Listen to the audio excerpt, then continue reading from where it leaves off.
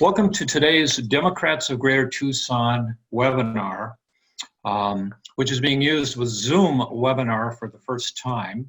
My name is Larry Bodine. I'm the president of Democrats of Greater Tucson. And you'll all notice that you are muted, and it's different from a typical Zoom meeting because you can't see the other people on the call. And this is designed because the Zoom webinar platform is for presentations. And today our guest is Jonathan Mosher, candidate for Pima County Attorney. Welcome, John. Thank you. Thanks very much for having me, Larry. You bet. I want to encourage everybody to order a takeout meal at the Kettle. You know, we love going to lunches at the Kettle. Sammy and his wife prepare wonderful homemade food, and we want to keep them in business. So I highly encourage you to look up the Kettle online. They have a Facebook page, and order some takeout. Also, go to the DGT website, and if you're new to this call, we ask you to join. You can do that by just clicking on the pay dues button, and if you're a member, you can also pay your dues as well. It's only $20, one of the best bargains in democratic politics. Want to mark your calendar, please, for May 8th. Because that's Friday, May 8th, when DGT is going to be working with the American Red Cross to do a blood drive. There's a huge blood shortage, and I want to just let everybody know it's safe to donate blood. The Red Cross follows all of the CDC guidelines and to make it a safe and healthy experience. And with that, let me introduce John. John is running for Pima County Attorney. His mission is to protect public safety and secure justice for crime victims, as well as implement smart criminal justice reform. He is dedicated to protecting our community against serious crime while innovating towards a more effective system that provides justice for all. Jonathan, welcome. Thank you, Larry, and thanks everyone for being here. As Larry said, my name is Jonathan Mosher, and I'm running for Pima County Attorney. And I'm incredibly grateful to each of you for taking the time to join us in this crisis. We're facing a health crisis and an economic crisis. And despite the troubling times, or perhaps because of them, at each of these virtual forums and virtual presentations we've been doing, I'm just, my heart is warmed by people participating in our democracy. And we will get through this crisis stronger and better, exactly because you do things like take the time to educate yourselves about local politics despite the circumstances. So I want to thank each and every one of you for being here, and it truly is a heartfelt thanks. Whether you put on sweatpants, changed out of your pajamas, and some of you may have taken the extraordinary measure of putting on real pants for the presentation, and that's appreciated. But regardless, the fact is you're showing an interest in a local race that will have a real impact on each person watching this. So the county attorney is our lead prosecutor, and prosecution is an area where I've shown innovative leadership for 15 years. I've been a lawyer for 25 years and a civil attorney for almost a decade, but I found my real passion serving crime victims and serving my community as a prosecutor, and I'm going to come back to that passion and talk to you about that in a moment. But I want to be upfront and honest and direct in confronting something that's important to all of us, and that is public attitudes about police and prosecutors. You see, when I started prosecuting in 2005, the public attitude about police and prosecutors was largely positive. And I'm sure there were exceptions, but I have a pretty good cross-section to talk about this because I've tried about 100 serious major felonies at trial. And when we would go and pick juries back in 2005 in that time frame, you could tell not only from the answers that prospective jurors gave to our questions during jury selection, but even by their body language, you could tell that police and prosecutors were viewed favorably. And in the 15 short years that I've been doing this as a prosecutor, that has changed dramatically, palpably. I am here to report back to you folks, when you are picking a jury in a criminal case these days, attitudes have really changed. And there's a reason for that. We all know some of the reasons. If we think back to what's happened since 2005, think about Duke LaCrosse or Trayvon Martin, all the instances of wrongful convictions, Ferguson, Missouri.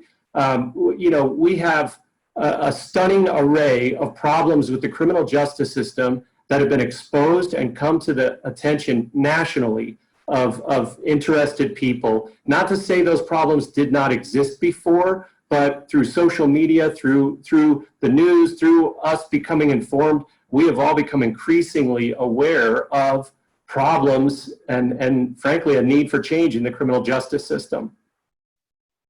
At the same time, we also all are outraged when we don't see strong and effective prosecution when we need it most. And what do I mean by that? When we think about movie mogul Harvey Weinstein, or when we think about Larry Nassar, US Olympic gym coach who was preying on young people sexually. When we think about those cases, we are outraged. When we think about Brock Turner, the Stanford swimmer who only did a few months in jail for a horrific sexual assault, the outcry was tremendous.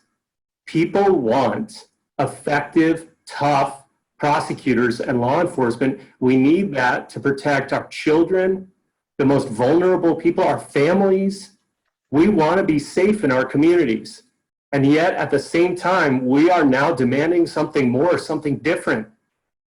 We want integrity and transparency. We want openness. At the same time that we're demanding effective prosecutors, we want a philosophy, an overarching philosophy from our prosecutors of fairness and responsibility and accountability. And so that is exactly what I've been doing, what I'm about, and my vision for the office. And I want to talk to you about that. But first, I told you I'd come back to my passion for the work, and it dates all the way back to junior high school. I was a skinny little debate nerd, and like many kids, I got bullied. And I dreamed of fighting back against the bullies.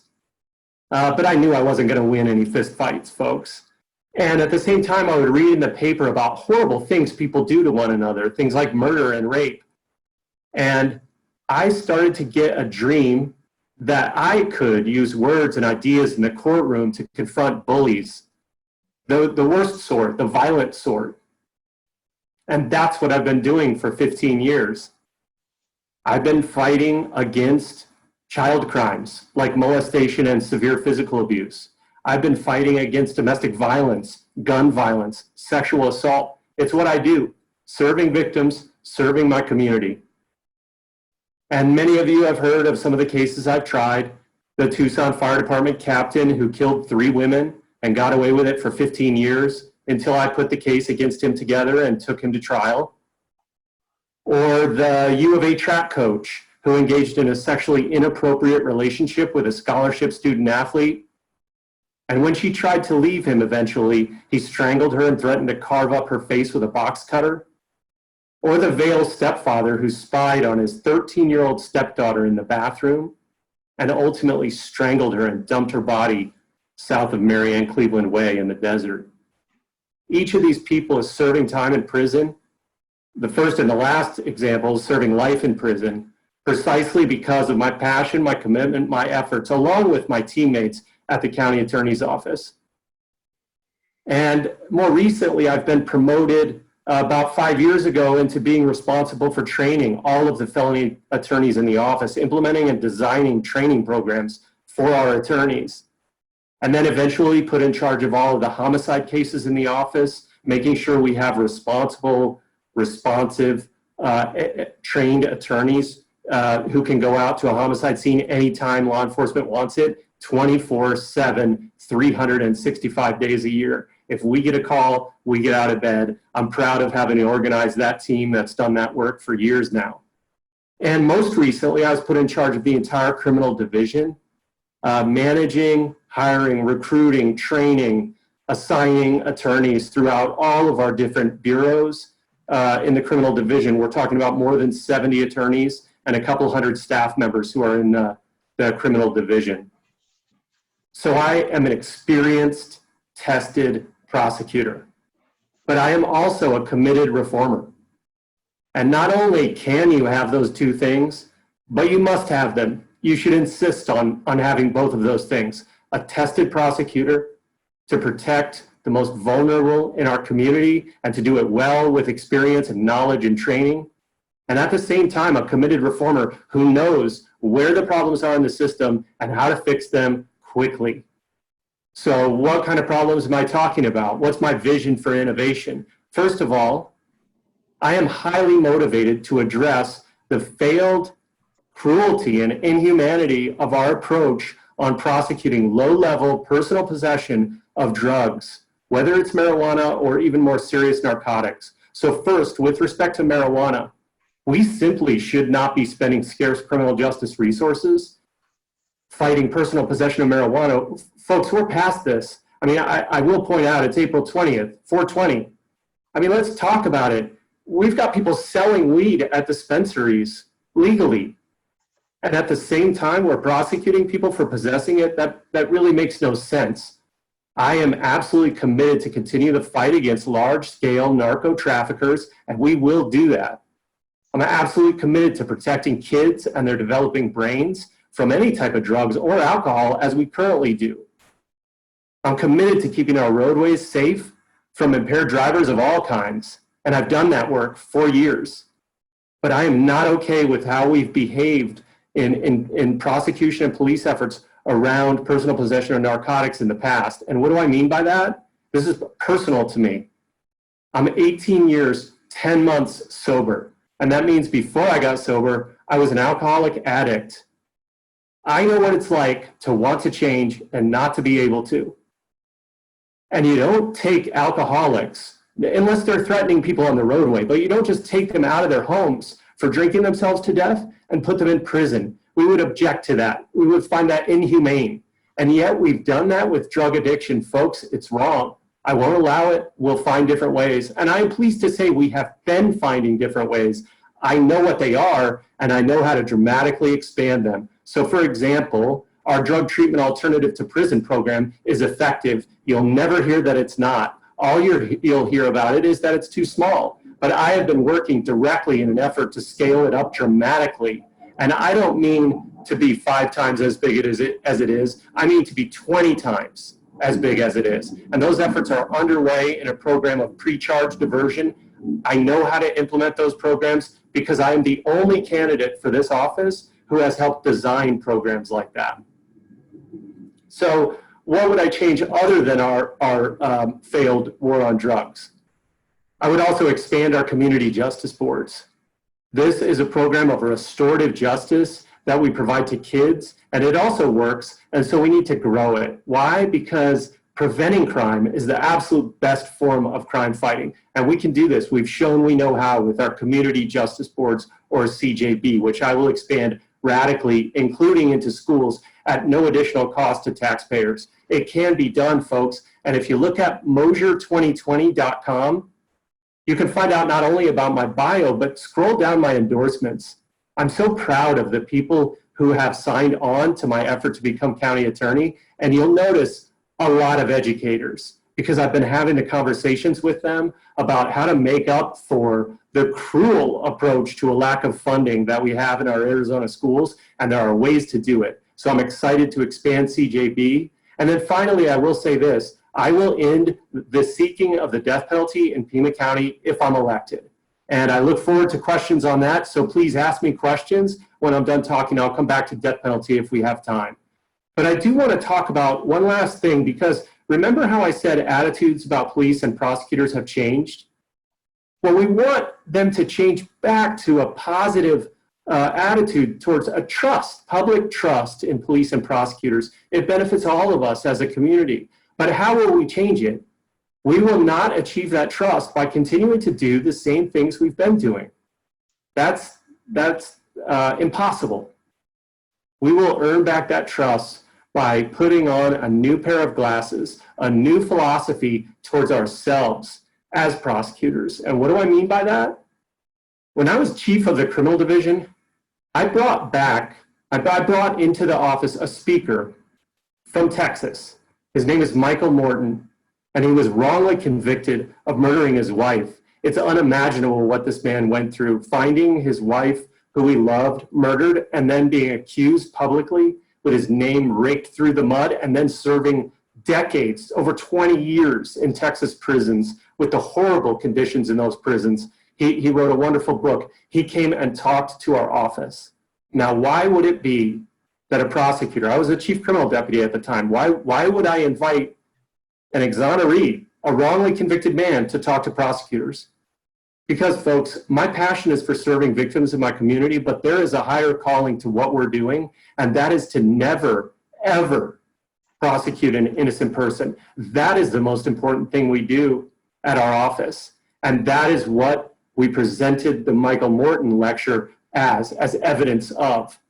And so I am talking about a change in philosophy in our office, and I know how to implement it. And the thing is, you can't implement a change like I'm talking about unless you have been there leading prosecutors, prosecuting cases yourselves, learning what the problems are, developing trust with law enforcement agencies who are equal partners in this effort to fight crime, but also in this problem of public perception. So I want to give you two examples because that's an overarching philosophy, but what kind of specifics am I talking about? Well, here's a couple things. Number one, as prosecutors, we must always give the defense information that may help their client. That's how we avoid convicting the innocent. We give over all the information that helps the defense. It's one way we address that issue. When it comes to police officers, we have to give the defense information about police officers if that might be useful to the defense. And before I became chief criminal deputy, we literally did not have a written protocol about how to do that. And now we do. I led a team that implemented that protocol. And so now you, as a concerned citizen, let alone police officers or criminal defense lawyers, you as a citizen can literally ask to see our protocol, make a public records request, and you can look at how we make decisions about disclosure of police officer misconduct. That's what I'm talking about when I talk about transparency, accountability. That's what will change public attitudes about police and prosecutor. Here's another example. Officer-involved use of deadly force. The county attorney's office is asked to review those cases to determine whether the deadly force was legal, justified, in other words. And when we do that, you, the community who hires us to serve you, you deserve to know the standards that we're using. I will implement a written protocol when elected so that you know exactly how we're reviewing those cases, when the review is done, the methods used, the people participate. The people participating, you will be able to look at our officer-involved shooting protocol. So changes like this will come from within our office, and we will change the way that we are viewed as police and prosecutors, while at the same time not taking any gamble with the safety of your loved ones, your children, your family members, who we protect from gun violence, domestic violence, child crimes, sexual assault, the very important work that we get done. One last thing, because the county attorney's office is 70 plus prosecutors, but there's another quarter of the office, about a fourth of the office, 25 approximately civil attorneys. And so we represent the Board of Supervisors, we represent county departments in doing civil work. And I am the only candidate running for this office that has experience in prosecution, in office management and leadership, in leading other prosecutors and training them, as well as significant experience in civil law, almost a decade in private practice before I became a prosecutor. So keep in mind, when you vote for Pima County Attorney, you are hiring for a specific job. And I am the person qualified to do that job. If you have any questions about that don't get addressed in our question and answer period now, I would encourage you, please go to www.mosher2020.com and look, we've got a ton of information there, not only about the platform, but about my bio, my history, and also my endorsements. I'd love for you to take a look at the cases I've prosecuted in the past, because there's a lengthy list of them with some details. So please check out the website, and I look forward to answering your questions. Again, thank you for being here. All right, everybody, let's ask Jonathan some questions. We've got the email questions as well as 6 questions lined up through Zoom. So John, James has a question for you concerning gun safety. He asks, what can the county attorney do to keep the wrong people from obtaining firearms? You know, this is particularly a problem with unlicensed dealers out at the quarterly gun show. I think probably I think we're referring to 3 basic areas of activity the county attorney can take to keep firearms out of the wrong hands. First and foremost, we have some Arizona laws which enable us at the county attorney's office to take jurisdiction over certain types of these cases. And when I say that, I mean prohibited possessor cases. It's actually where I cut my teeth as a prosecutor. I came to a unit called the gun unit. It doesn't exist anymore, but it's now our major crimes unit. And on that team, we prosecuted prohibited possessors for wrongly possessing firearms. So that is one thing that we can and must do at the county attorney's office, and that we've prioritized ever since I came there in 2005. However, there's a couple of other things people should be aware of that we can do. The second is we have law enforcement agency partners. So we don't just go it alone as the county attorney's office. And what do I mean by that? I'm not talking now about police, although of course they are our important law enforcement agency partners, but I'm talking about other prosecution entities. Specifically in Tucson, we have, in addition to city attorneys who do misdemeanor enforcement, we have the U.S. Attorney's Office and the Arizona Attorney General's Office. And when we're talking about keeping guns out of the wrong hands, especially through avenues like gun stores and sales of firearms, that is the primary jurisdiction of the federal government. And so there are laws that the county attorney's office cannot enforce that we have to rely on our federal partners to enforce. And that's where not only do you need to have expertise surrounding these laws, you need to have working relationships with both the police officers who are working on task forces to combat these crimes. Literally, I have these people on my speed dial, right? So they know to come to me if they feel a case is not getting treated properly.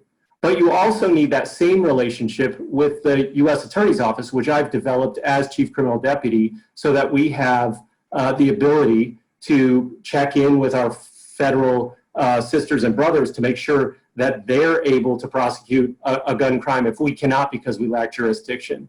And then I think third, so first is prosecutions we do ourselves out of our office. Second is coordination with other prosecutors who have other forms of jurisdiction and resources. And the third is, look, folks, we got to change some laws, okay? We need universal background checks. We need red flag laws. We need a meaningful mechanism to get guns out of the hands of domestic violence offenders. Let me tell you one little story. As a murder prosecutor, you would be shocked and appalled at how difficult it is for me to prove someone's ownership of a weapon. It is as though the year I graduated high school was 1987. It is as though we are locked in 1987. And I think we all know who has done the locking, right? And I don't mean safe locking up of weapons. I mean locking our hands when it comes to having a meaningful national database so we know who has what gun and can prove it. It's just absurd what we have to go through as prosecutors in this day and age to try to prove gun ownership. So look, we need new laws. And as the county attorney, you don't just get to write them, but you do get to work with lawmakers and the legislature. And I am just the type of bold and yet stubborn person who will not give up until we get those types of laws. Thank you.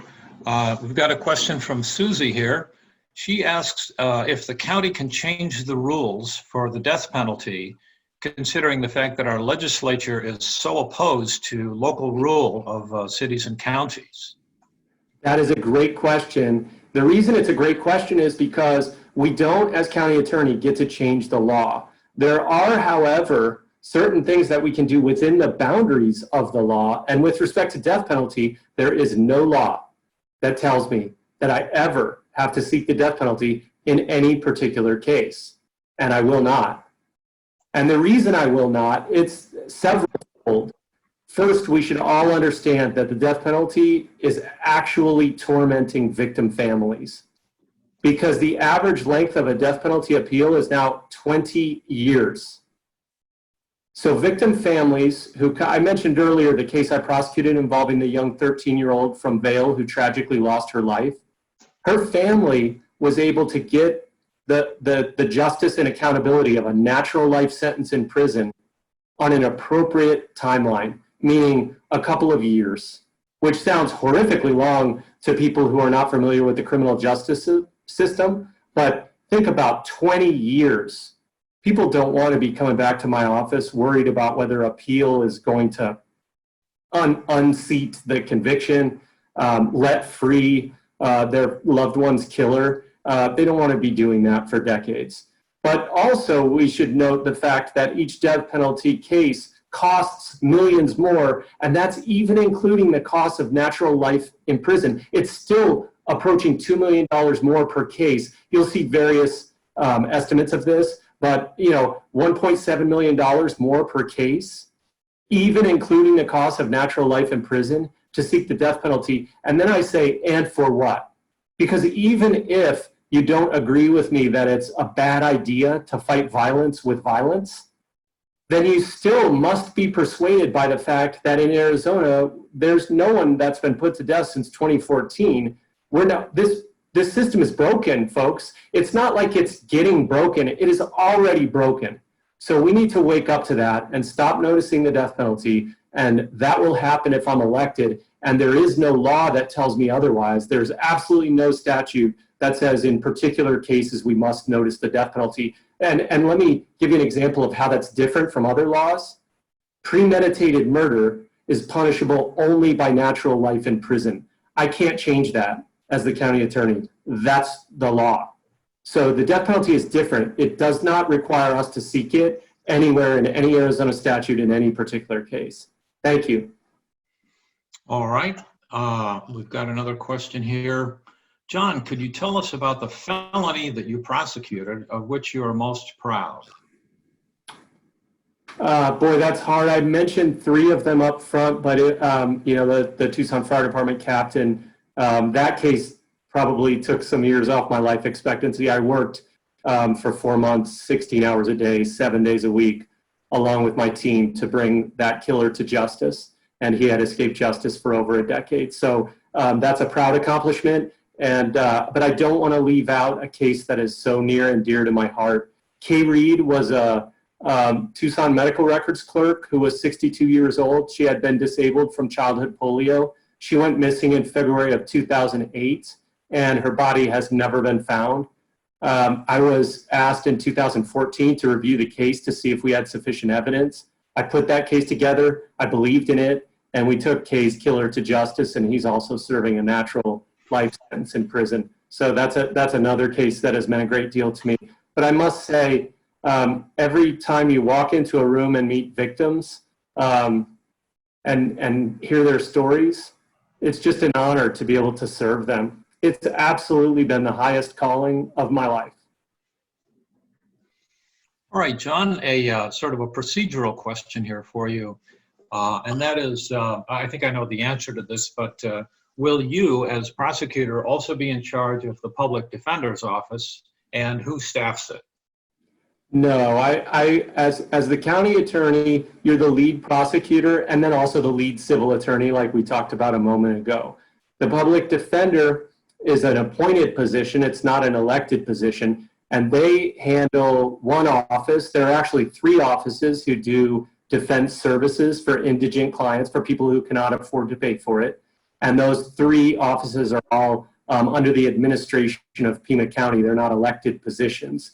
I could not and would not attempt to run a public defense services agency like the public defender. And the reason I would not is because I don't have one of experience defending criminals. So how in the world could I lead others in an effort as a public defense services? It's nothing against what they do. They do incredibly important, valuable work. We all deserve a defense. It's constitutionally integral to our system of justice. I believe in their work. I just would be pretending if I claimed that I knew how to do their work. And I don't see how you can lead people when you haven't done the work yourself. So no, I won't be doing that, and that's not part of the job. All right. Now a question about schools and crime. How can you help schools avoid having students with anger, drug, and other issues avoid a criminal charge and get them the help that they need? Well, that's kind of what I was referring to, and I know I talked about it briefly, so I'm glad we came back to it. When I talked about this idea I have for expanding community justice boards, you know, there are multiple diversion programs that kids can take advantage of once they are involved in the juvenile justice system. But I think a lot of us would think, once you're involved in the juvenile justice system, you know, I don't mean to say it's too late. There are a lot of rehabilitative potentials coming out of that system, but it's one step closer to a life of crime, which does not benefit any of us. And so what we'd really love is if we didn't have a need for a juvenile justice system at all. And that's why I'm really intrigued at the possibility of expanding our community justice boards. These are programs where community volunteers, so anybody watching this could qualify to sign up and serve on a community justice board. It's a little bit like Teen Court, which is another juvenile justice program, but it's different. It's run out of the county attorney's office. And people who are part of a community justice board panel, there's about 20 of them throughout Pima County. They come into contact with kids who have gotten in trouble, and they give them restorative methods to reconnect with peers, with family, with teachers.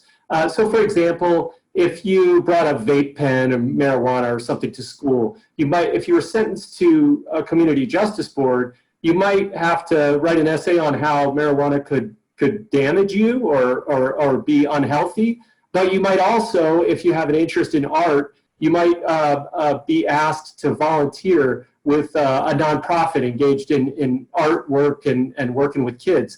It's just one example. We've had kids in community justice boards work with bikists, working on bicycles, another local nonprofit. And what we see from these kids coming out of community justice boards is that they say amazingly positive things about the experience. I've heard kids say it is the best thing that ever happened to them. In fact, it resonates with me because I hear them talk about this program, and it reminds me of how I talk about my sobriety. Like it's integral to them getting back in touch with doing the right things and being on the right path. So how do we expand it? We need to take it into schools so that schools have the ability to put kids into a program like that instead of the kid having to have an arrest or involvement with the juvenile justice system. And I think we should. I think ways of working with educators, which, like I said, I've been engaged in a lot of discussion about this, to see what we can do to export some of our learning from the prosecution setting and make it happen before crime starts being committed. That's where the action is at with respect to juveniles, I think. Thanks, Jonathan. Now to some political questions. You have two opponents in the Democratic primary, and one of our attendees would like to know, what is the biggest difference between you and your opponents that makes you the best candidate? That's really what I tried to address in my talk. I am the only candidate who has a combination of prosecution, office management, leadership, and civil experience. And I think if you talk about specifics of doing the job, working with law enforcement, I'm the one person who can really do that on day one. This should not be on-the-job training. So neither of my opponents has any experience managing or leading a prosecution office. Well, goodness gracious, if you're voting for a lead prosecutor, don't you want somebody who has demonstrated the capability of doing that job that you're hiring for? That's really what I think sets me apart. I also think, though, that I have a highly specific vision that also leads us to a place we really want to end up, folks, and that is with different public perceptions about police and prosecutors. We can restore confidence and faith in the criminal justice system while not taking risks with public safety. And I am the only candidate who knows how to get that done. All right, another political question here. Barbara Wall has endorsed you, but of course her positions on the death penalty and imprisoning low-level nonviolent addicts are vastly different from yours. So the question is, why are you accepting her endorsement and accepting money from her regular donors and close friends? So Barbara Wall has been visionary for her time, and I am proud to have worked for Barbara. I learned everything I know as a prosecutor in the Pima County Attorney's Office, except for a Flagstaff prosecuting up there. And I'm really proud of the work she's done in several respects. Let's take a couple of the focus points of that question. Death penalty. You know, Barbara has dramatically reduced the use of the death penalty in Pima County, and I mean dramatically. I mean, there for the first time in history, a couple of years ago, we had 0 death penalty cases pending in Pima County. So she is not unaware of the problems with the death penalty. Look, we disagree on it. And it's been difficult for me to disagree with my boss and mentor, a woman who I respect. I mean, if you want to know somebody who has a passion for serving victims, she does indeed, and she's infected me with that passion for community service, service to victims. But I don't agree with her on the death penalty, and I don't agree with her on marijuana. And we've had those arguments, and she still thinks I'm the best person for the job, and I accept her endorsement. I'm honored by her endorsement, and there are a great many things that I'm going to do honor to what Barbara Wall has done with her legacy. For example, community justice boards, I didn't create it, she did. I'm going to expand it. Drug treatment alternatives to prison, that was her invention. I just now know how to double down on that work and dramatically expand it. You know, Barbara and I have some disagreements about who all should get the benefit of a pre-charge diversion program. My view is vastly more expansive because I believe no matter how many times you're arrested for having a little bit of heroin in the park, you shouldn't go to prison if all you've had is heroin in your pocket and your possession. If you're not breaking into homes or cars, look, if we catch you going into the window of somebody's home, whether you have heroin in your pocket or not, we're going to take that seriously. But drug addiction alone cannot be solved by incarceration. And so we disagree on some of these issues. And we've had those arguments, and we still have mutual respect. So you bet I'm accepting of her endorsement. And I frankly believe that anybody who would criticize our lead prosecutor needs to walk a day or two in her shoes. And what I mean by that is the job of prosecutor, lead prosecutor, county attorney, goes like this. In the same paper, the same day, you will read articles about how you are both too soft on crime and too harsh on crime. That is the reality of the prosecutor, because guess what? There are tough cases that cannot be charged because we don't have sufficient evidence, and there will be people who hate us for that. And then there are cases that are absolutely egregious and horrible, but the people who loved the perpetrator, they hate us for prosecuting those cases. And that's our job, and I love that job. So thank you. All right. One of the problems, of course, we have in Pima County here being Democrats is the state legislature, which is run by Republicans. They have a lock on the legislature and the governor's office. And so someone would like to know, if elected, how would you use your position for to advocate for local issues that are impacting our community at the state level? I'm so excited to talk about that, exactly that issue, and here's why. You know, if you hire a lead prosecutor with 0 prosecution experience and they get sideways with police and law enforcement and our prosecution brothers and sisters, that's not surprising, right? But if you hire a lead prosecutor who has a vision for change and is respected by law enforcement, I mean, I'm endorsed by the Tucson Police Department union, and that is with their full knowledge of my belief in transparency, in protocol, in accountability, my views on the death penalty, my views on drug prosecutions. So we have an exciting opportunity in Pima County. And the exciting opportunity is this. When you get up as a tested prosecutor and you say things like, the death penalty system is broken and I won't be a part of it, then you have the chance to change things throughout the state and frankly, to be a leader in the country. That's what's at stake here, folks. If you have somebody who really knows what they are doing around prosecution and law enforcement, and they are making these types of dramatic changes, we can push for more. I have great working relationships with prosecutors in other counties. I am respected statewide by prosecutors because I've taught prosecutors in cases like child crimes and domestic violence for years. So when I go and lobby to the legislature as your county attorney, I will be able to reach across the aisle and impact people who are impressed by a record of a tested prosecutor. And you just can't have that from someone who has never prosecuted a case. All right, thank you. Now, sort of an inside crime question, since you know a lot about the criminal mind. Linda would like to know if you could talk about the relationship between people who abuse animals and domestic violence. Is there a connection there?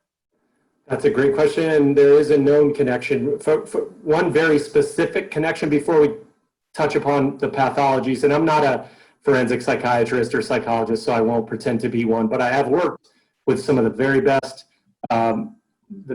around. And in animal cruelty, one thing that we see specifically with respect to domestic violence is when offenders will threaten, usually I hate to say her or him, this can go across gender lines, but let's say he threatens to kill her cat or dog if she leaves him, and sometimes, in fact, he or she will harm the family pet, and those are incredibly, I don't know if you can see Rezi and Lulu right here, but I'm on the board of the Humane Society, and I care a great deal about animals, and how we are humane towards animal is actually a marker of how we are humane as a civilization. I believe that. And so domestic violence offenders can do some pretty horrible and inhumane things in their efforts to control their victims, because domestic violence is all about power and control, something we teach jurors through expert testimony at trial. But the question also relates to something more broad, which is that a great many people who have, let's just say, antisocial personality or psychopathic tendencies may also have behaviors involving harming animals, and that can manifest at a younger age. So one of the, sorry to give a disjointed answer, but I want to tie this to something I said earlier.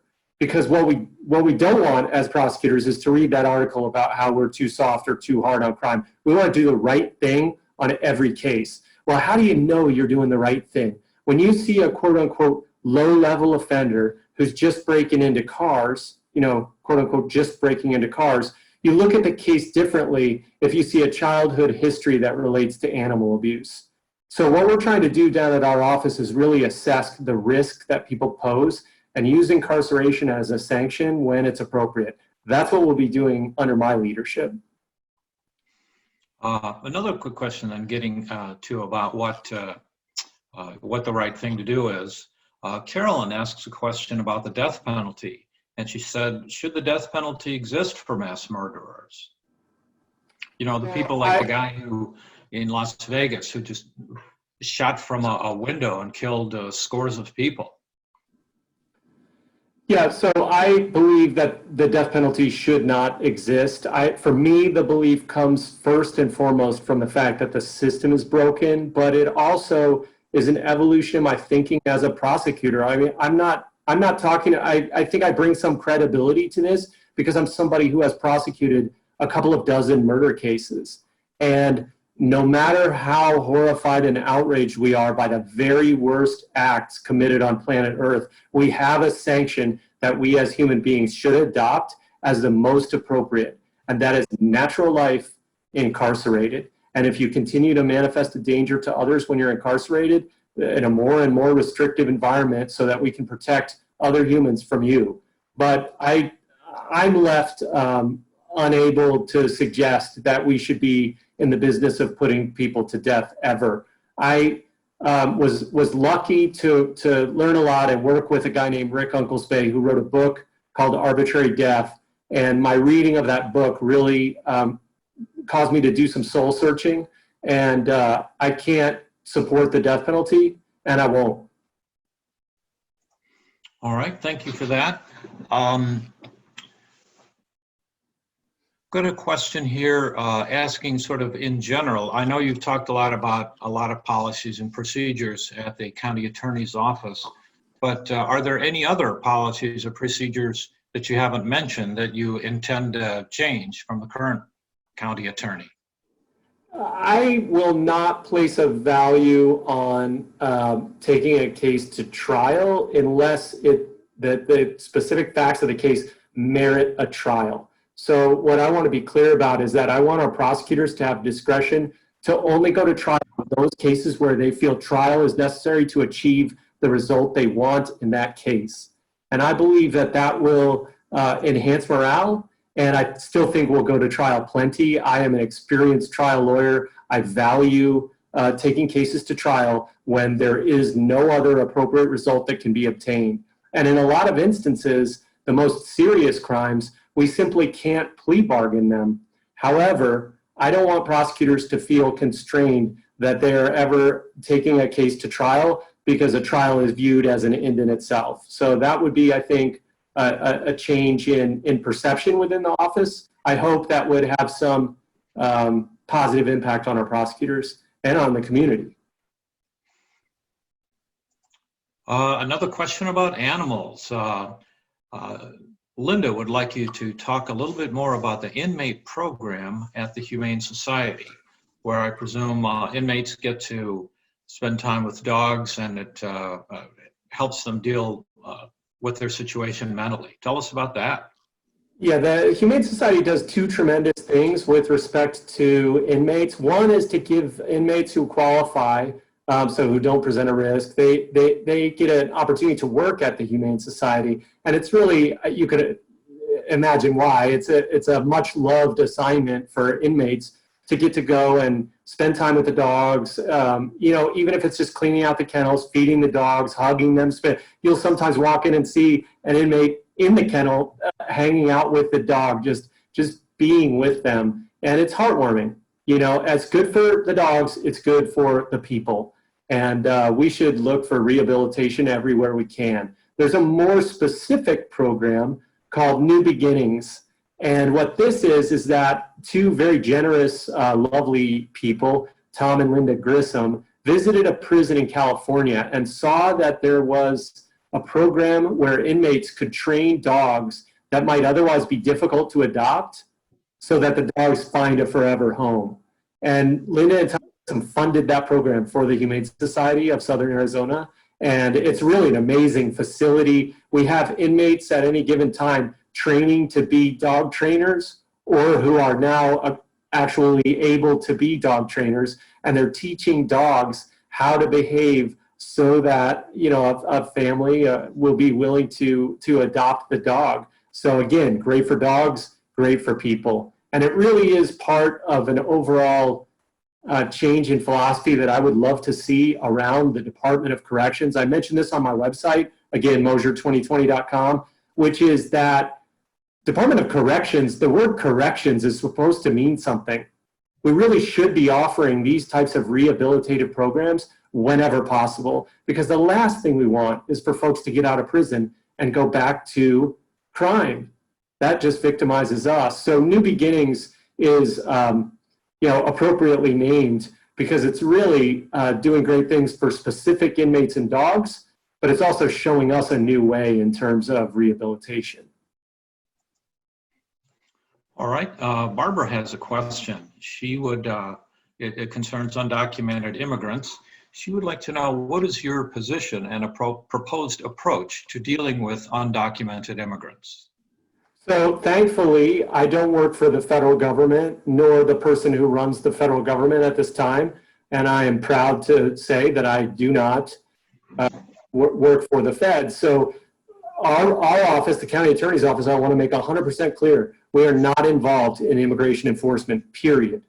In fact, the county attorney's office does some really great things to help folks who are here undocumented. What do I mean by that? People who have been victimized, who need to stay and confront the person who victimized them. We will work to help them get what's known as an S visa or a U visa. They can get visas to stay in the country so that they're not deported, so that we can fight the crime that was inflicted upon them and get the criminal who did it. And that's really important, and I'm proud of that work. Additionally, on the civil side, our civil lawyers have actually advised the county and basically papered the deal, as we say, to get Humane Borders to have aid stations in the desert for undocumented folks who might die without water in the desert, and far too often, sadly, do die in the desert. So that's another amazing bit of work that the county attorney's office is involved in.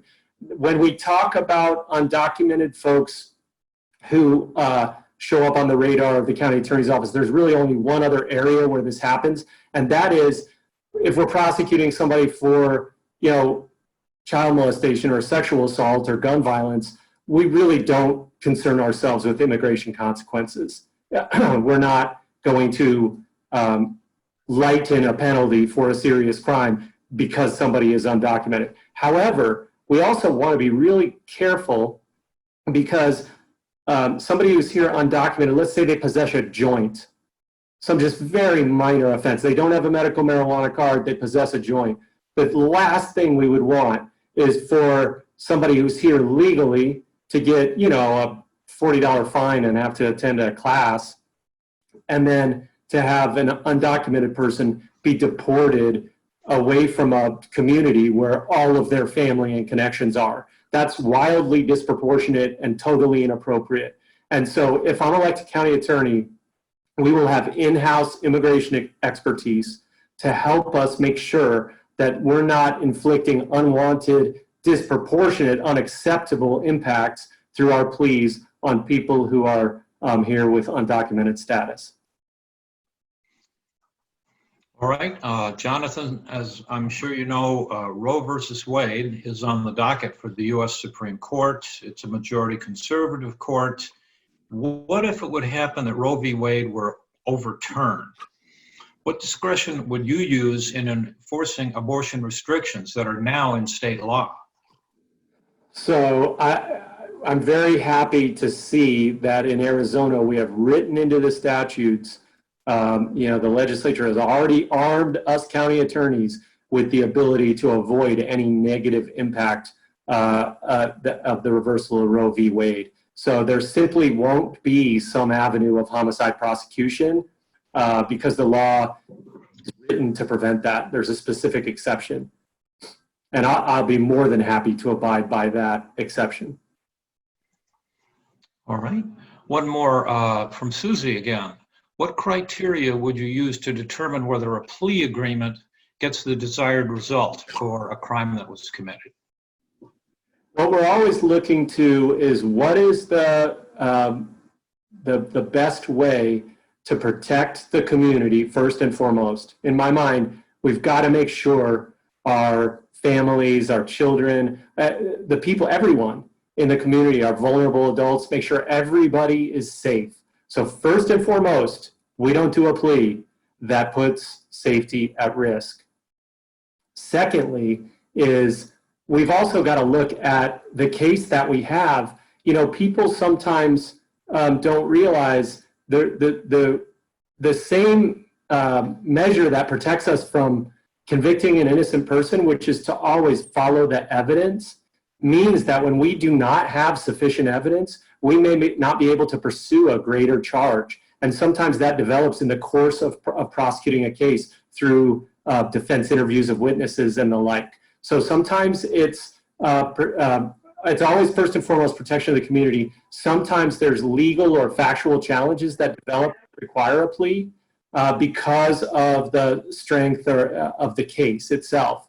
And then, of course, as a prosecutor, I think you can tell, but my passion for the work springs from service to the community, service to victims, and working with law enforcement agency partners. And so we always want to make sure that victims and our law enforcement agency partners are aware of what we're going to be doing on a plea so that they have a chance to tell us if they think it's wrong. We can't always make everyone happy. For example, if the evidence does not allow us now to proceed on a greater charge, we may still have to do a plea that upsets a victim, but we're always going to try to take into account their input, which is, and in fact, that's required by our victim rights law. And we're happy and desiring to always adhere to that law. All right, we have no open questions, and the timing is great because we're almost out of time. I know you've got a lot of ground, and we appreciate everything. So I wonder if you give us some closing remarks about how people can support you and anything else that Democrats should know about you, John.